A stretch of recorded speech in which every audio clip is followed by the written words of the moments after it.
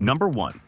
The Empire's fatal pride. The Galactic Empire was built on a foundation of overwhelming force and brutal efficiency. From Grand Moff Tarkin's iconic declaration that fear would keep star systems in line to the construction of planet-destroying battle stations, the Imperial military doctrine was crystal clear. Bigger is always better, and absolute power breeds absolute control. This philosophy, known as the Tarkin Doctrine, shaped every decision the Empire made. It dictated that displays of force were more effective than force itself, that terror could substitute for respect, and that no threat could possibly challenge Imperial supremacy. But here is the thing about hubris.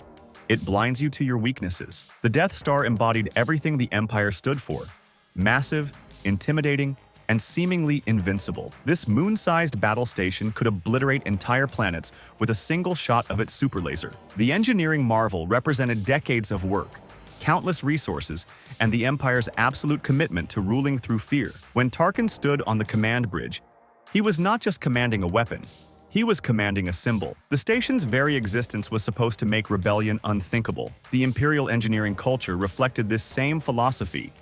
TIE fighters were cheap, mass-produced, and designed to overwhelm enemies through sheer numbers rather than individual capability. No shields, no hyperdrives, just basic solar-powered engines and twin ion cannons. Star Destroyers dominated space not through elegant design, but through raw firepower and imposing wedge-shaped profiles. Everything about the Imperial military screamed intimidation over innovation, scale over subtlety. This mindset created dangerous blind spots. Engineers and officers became so focused on the station's offensive capabilities that defensive considerations took a back seat. Why worry about small fighters when you can destroy planets? The Death Star's defenses were explicitly designed around repelling large-scale capital ship assaults, massive fleet engagements that would pit Star Destroyers against Star Destroyers. The possibility that a handful of single-pilot starfighters could pose any real threat simply did not register within the Imperial strategic framework. Tarkin himself personified this fatal overconfidence. Born on the harsh world of Eriadu, he had been shaped by a survivalist upbringing that taught him the strong rule the weak. His entire career had been built on ruthless efficiency and unwavering confidence in superior firepower. By the time he took command of the Death Star, Tarkin had spent decades proving that overwhelming force worked. Every victory reinforced his worldview. Every crushed rebellion validated the Tarkin Doctrine. Success had made him invincible, or so he believed. Hit that hype button if you are loving this deep dive into Imperial incompetence. We are about to reveal exactly how one scientist's careful planning outsmarted an entire empire. Your support helps create more epic Star Wars content. Number 2. Galen Erso's quiet rebellion. But the Empire made one catastrophic mistake in their engineering process. They enslaved Galen Erso. This brilliant scientist and leading galactic authority on crystallography and energy enrichment was not just another Imperial employee. He was perhaps the only person in the galaxy who truly understood how to weaponize Kyber crystals, the same crystals used in Jedi lightsabers, into the Death Star's devastating superlaser. Without Galen's expertise, the Death Star would have remained an oversized space station with impressive guns but no planet-destroying capability. Galen's story began during the Clone Wars when his old friend Orson Krennic, an ambitious Imperial officer, rescued him from Separatist captivity. What Galen did not know was that Krennic had orchestrated the entire situation to manipulate him. Krennic needed Galen's knowledge of Kyber crystals to complete the Death Star project, and he deceived Galen by claiming his research would develop renewable energy for the galaxy. For years, Galen worked under this impression while Krennic secretly weaponized his theoretical work behind his back. When Galen discovered the horrifying truth, he fled with his wife Lyra and young daughter Jin to the remote planet Lahmu, hoping the Empire would never find them. They lived as farmers for years, but Krennic was desperate. The Death Star project had stalled without Galen's expertise, and decades of construction had led nowhere near completion. When Krennic finally tracked Galen down, he brought death troopers and ultimatums. Lyra was killed defending her family, and Galen was forcibly returned to the project he had tried so hard to escape. Here is where Galen's genius truly shined, not in his scientific ability, but in his understanding of Imperial psychology. Galen realized something crucial. Whether he cooperated or not, the Empire would eventually finish their Death Star. They had the resources, the time, and enough brilliant minds to eventually solve the problems even without him. His only choice was to either let the Empire build an invincible weapon or to help them build a flawed one. So Galen made a calculated decision. He would become absolutely indispensable to the project, make himself so valuable that no one would question his work, and then hide a fatal weakness in the station's design. The beauty of Galen's sabotage lay in its subtlety, and how perfectly it exploited Imperial compartmentalization. Death Star construction teams were heavily segmented, with different groups working on separate components without knowing the full picture. This security measure, designed to prevent leaks, actually enabled Galen's deception. According to the Rogue One novelization, he manipulated the reactor design to make it dangerously unstable. The shielding reflected too many radioactive particles back into the reactor core, essentially making it overcook itself. When this instability was inevitably discovered during testing, Galen proposed solutions that all required major structural modifications and would delay the project significantly. Imperial bureaucrats, desperate to avoid further delays after nearly 2 decades of construction, signed off on what seemed like the most expedient solution: installing thermal exhaust ports to vent excess radiation. These were not cosmetic additions. The reactor genuinely needed them to function without immediately melting down. The Empire, so focused on their construction timeline and so confident in the station's overall invincibility, never questioned whether these necessary components might also be exploitable. Galen had engineered the problem specifically so that the solution would create a vulnerability, and the Empire walked right into his trap. Number 3. The thermal exhaust port. The thermal exhaust port was exactly what it sounded like: a 2-meter-wide shaft designed to vent heat from the Death Star's massive reactor. The station's superlaser generated incomprehensible amounts of energy, and that energy had to go somewhere. Physics does not care about your military doctrine. Without proper thermal management, the reactor would overheat, radiation would flood critical sections of the station, and the entire weapon would become inoperable. The exhaust ports were not a design flaw in the traditional sense. They were a necessary engineering component for a weapon that generated planet-destroying levels of power. What made them dangerous was their direct path to the reactor core with minimal obstruction. In Galen's carefully orchestrated design, a precision shot could trigger a chain reaction in the deliberately unstable reactor system. The specific exhaust port at the end of the station's Meridian Trench, located near the Death Star's North Pole, provided a straight shot from surface to core that bypassed all the station's heavy shielding and armor plating. The port itself was ray-shielded, meaning conventional energy weapons could not damage it, but proton torpedoes could pass through the ray shielding and travel down the shaft. The targeting parameters were insanely difficult. Hitting a 2-meter-wide target while flying at combat speeds through a narrow trench filled with defensive turrets and enemy fighters required either computer-assisted precision or something bordering on the impossible. Imperial analysts had calculated the odds of successfully making such a shot, and they had determined it was essentially unachievable. Even Wedge Antilles, one of the rebellion's most skilled pilots, would describe the shot as impossible, even for a computer. The Empire's confidence was not completely unfounded.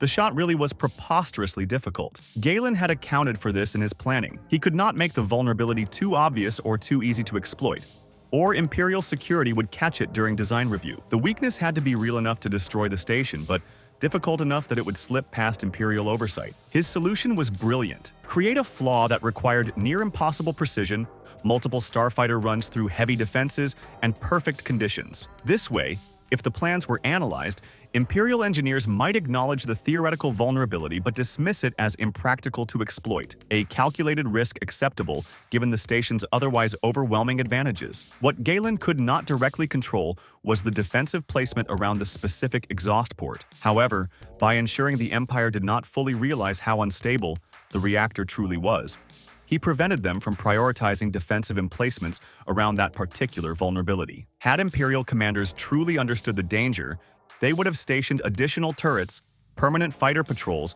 and possibly even capital ships specifically to guard that Meridian Trench. Instead, the Death Star's surface defenses were distributed according to standard protocols for repelling large capital ship assaults, leaving the trench system relatively less protected than it should have been for such a critical weak point. Number 4. Ignored warnings, dismissed danger. The most damning aspect of the Death Star's destruction was not the existence of the vulnerability. It was the Empire's reaction when they realized the rebels were targeting it. During the Battle of Yavin, as rebel starfighters began their assault, Imperial officers conducted a tactical analysis of the attack pattern. They identified the threat. They understood what the rebels were attempting. One officer directly approached Tarkin with a crucial question. "We have analyzed their attack, sir, and there is a danger. Should I have your ship standing by?" Tarkin's response has become one of the most infamous moments in Star Wars history. Evacuate? In our moment of triumph, I think you overestimate their chances. This single statement encapsulated everything wrong with Imperial strategic thinking. Even when presented with evidence of danger, even when subordinates recognized a genuine threat, Tarkin's pride would not allow him to acknowledge vulnerability. To evacuate would be to admit the Death Star could be defeated. And that admission was psychologically impossible for someone who had built his entire career on projecting invincible strength. The Imperial response reflected this dismissive attitude at every level. Tarkin refused to launch the Death Star's full complement of TIE fighters, viewing the assault as inconsequential. Only Darth Vader's personal TIE squadron engaged the rebel starfighters, leaving the vast majority of the station's fighter bays inactive. This was not tactical incompetence. It was doctrinal hubris. The Tarkin Doctrine had taught the Empire that overwhelming displays of power prevent rebellion, but it had also taught them to view any small-scale resistance as beneath their notice. Consider the context. The Empire had just demonstrated the Death Star's power by destroying Jedha's holy city in Rogue One, and Princess Leia's home planet of Alderaan in A New Hope. In Tarkin's mind, these demonstrations should have made rebellion impossible. The fact that the rebels were attacking anyway was not evidence of their courage or desperation. It was evidence of their stupidity. Tarkin genuinely believed the rebel attack was a futile gesture, a last gasp of defiance before the inevitable destruction of their base on Yavin 4. His worldview simply could not process the possibility that these insignificant starfighters posed any real danger to his ultimate weapon. Even Darth Vader, arguably the most combat-capable individual in the Empire, recognized something was wrong. He sensed Obi-Wan Kenobi's presence on the station and urged caution, warning Tarkin not to underestimate the Force. But Tarkin's response was telling. The Jedi are extinct. Their fire has gone out of the universe. The Empire had become so convinced of their own narrative that they had crushed all opposition, eliminated all threats, achieved total dominance, that they had lost the ability to recognize genuine danger when it presented itself. Pride had become a strategic blindness that no amount of tactical analysis could penetrate. Number 5.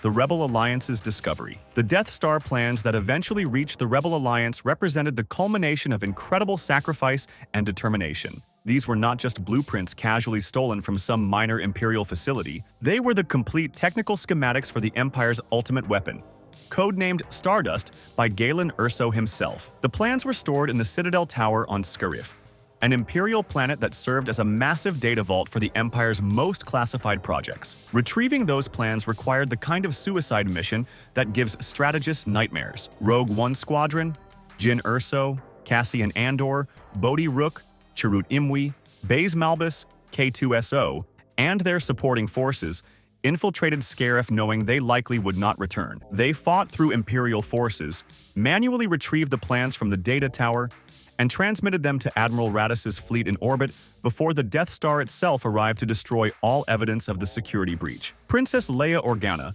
received the plans aboard her corvette, the Tantive 4, moments before Darth Vader's Star Destroyer intercepted her vessel. In a desperate gambit, she loaded the complete technical specifications into the astromech droid R2D2 and sent him to Tatooine with a message for Obi-Wan Kenobi. Every member of Rogue One died on Scarif, so those plans could reach the rebellion. When those plans finally reached the rebel base on Yavin 4, General Jan Dodonna and his tactical team began their analysis with approximately 30 minutes before the Death Star achieved firing position on their moon. What they discovered was simultaneously encouraging and terrifying. The Death Star was indeed vulnerable, but exploiting that vulnerability would require everything the rebellion had. The plans revealed Galen's deliberately engineered weakness: the thermal exhaust port leading directly to the reactor, and the unstable reactor design that would cause a catastrophic chain reaction if hit precisely. Dodonna's briefing to the assembled pilots was brutally honest about their chances. The Death Star's defenses were designed for large-scale capital ship assaults,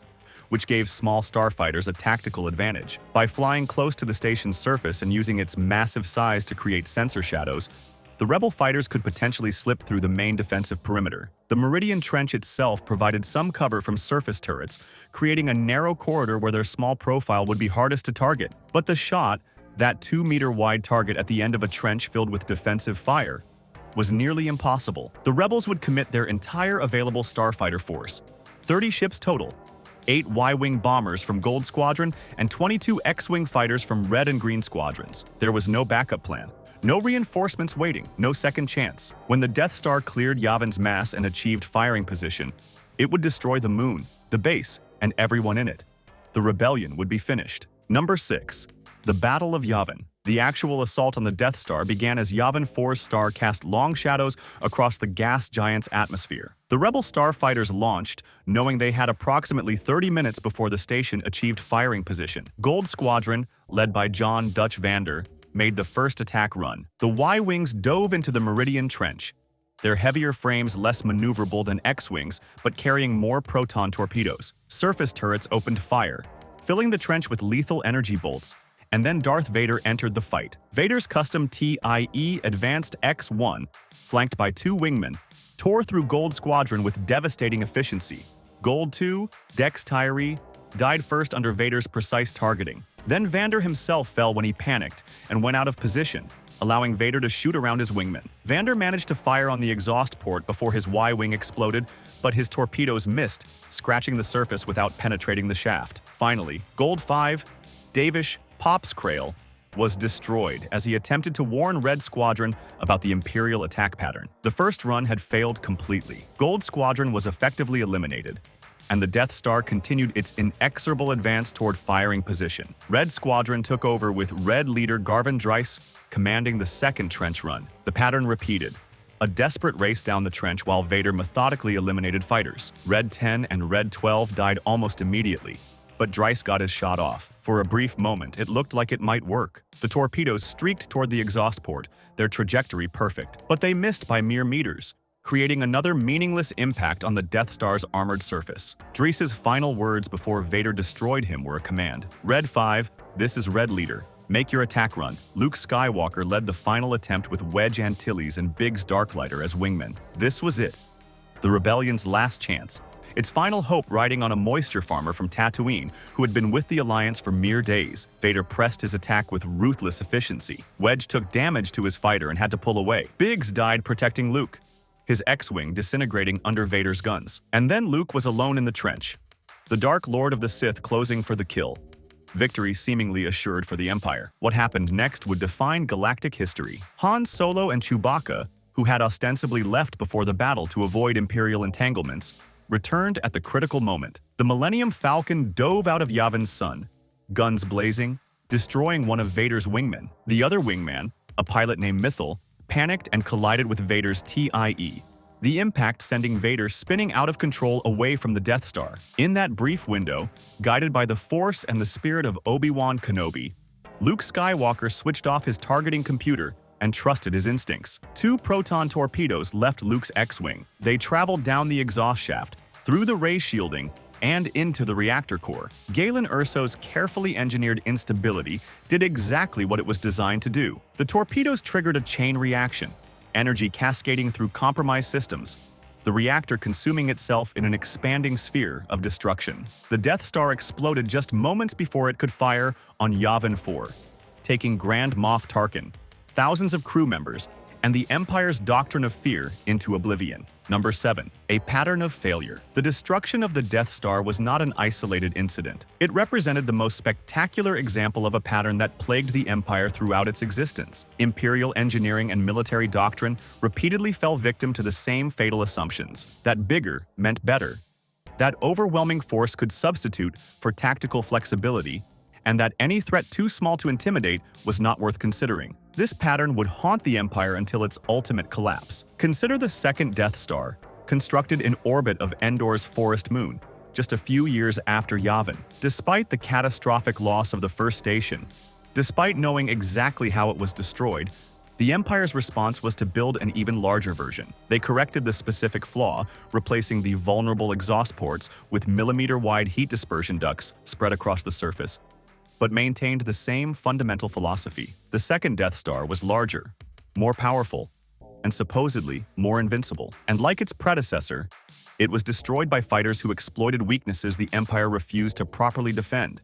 This time, the rebels flew directly into the superstructure through the incomplete sections and destroyed the reactor from within. The pattern extended throughout Imperial design philosophy. Star Destroyers were magnificent symbols of power, but vulnerable to starfighter attacks against their bridge sections and shield generator domes. AT-AT walkers dominated ground combat when facing primitive opposition, but proved susceptible to relatively simple countermeasures like tow cables at the Battle of Hoth. TIE fighters could swarm targets with overwhelming numbers but lacked shields, hyperdrives, and life support systems that would have made them more survivable. Every major Imperial weapon system prioritized intimidation and cost efficiency over adaptability and resilience. This engineering philosophy reflected deeper institutional problems. The Empire's military culture discouraged initiative and punished failure harshly, creating an environment where officers and engineers learned to tell superiors what they wanted to hear, rather than what they needed to know. When subordinates identified problems or suggested improvements, they risked being labeled as weak or defeatist. Tarkin's refusal to evacuate the Death Star was not unique. It was typical of Imperial leadership at every level. Admitting vulnerability was career suicide, so vulnerabilities went unaddressed until they became catastrophic. The Tarkin Doctrine itself, which seemed so effective in the short term, created long-term strategic disasters. Yes, fear can maintain order in the absence of opposition, but the moment the Empire showed weakness, the moment the Death Star exploded, that fear transformed into hope. Every successful rebel action after Yavin proved the Empire could bleed, could be defeated, could be destroyed. The psychological impact of the Death Star's destruction far exceeded its tactical significance. The Empire's greatest weapon, the ultimate symbol of its invincible power, had been annihilated by a handful of fighters. If the Death Star could fall, anything was possible. Number 8. Legacy of the Flaw.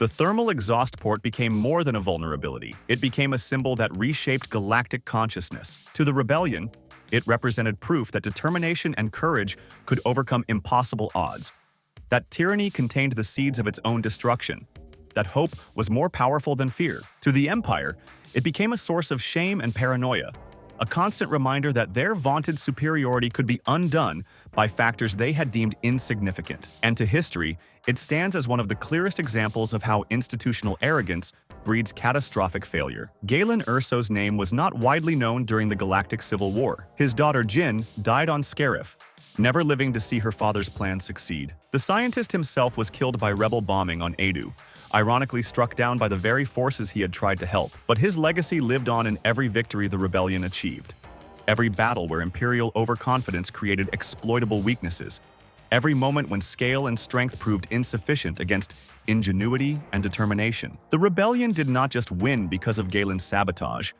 They won because the Empire's entire worldview made certain types of thinking impossible. The destruction of both Death Stars fundamentally altered galactic history. Without the Battle of Yavin, the rebellion would have been crushed on Yavin 4. Luke Skywalker would never have become a Jedi Knight. Han Solo would never have become a general in the rebellion. Princess Leia would never have survived to lead the New Republic. The entire Skywalker legacy, the fall of the Empire, the eventual rise of the First Order, all of it traces back to one scientist's quiet rebellion and one empire's fatal inability to recognize their own vulnerabilities. Modern galactic military doctrine still studies the Battle of Yavin as essential curriculum. The Empire's failure represents a masterclass in how not to design defensive systems, how not to assess threats, and how not to respond to tactical warnings. But it also demonstrates something more insidious: how institutional culture can create blindness that no amount of technical sophistication can overcome. The Empire did not lose because their engineers were incompetent. They lost because their entire worldview made certain types of thinking impossible. The Death Star's flaw was not really the exhaust port. It was the arrogance that made the exhaust port exploitable. It was Tarkin's refusal to evacuate when warned of danger. It was the dismissive attitude toward small fighters that left the trench lightly defended. It was the doctrine of fear that prevented honest assessment of vulnerabilities. It was the compartmentalization that let Galen Erso hide his sabotage in plain sight. It was the Imperial conviction that overwhelming displays of force could substitute for strategic flexibility. The physical weakness in the station's design was merely the manifestation of deeper, structural weaknesses in Imperial thinking. Weaknesses that would ultimately prove more destructive than any rebel attack. Before you go, give this video a hype and share your thoughts in the comments. Did you know about Galen's deliberate sabotage, or did you think the exhaust port was just bad design? Thanks for joining this deep dive into Imperial failure. May the Force be with you.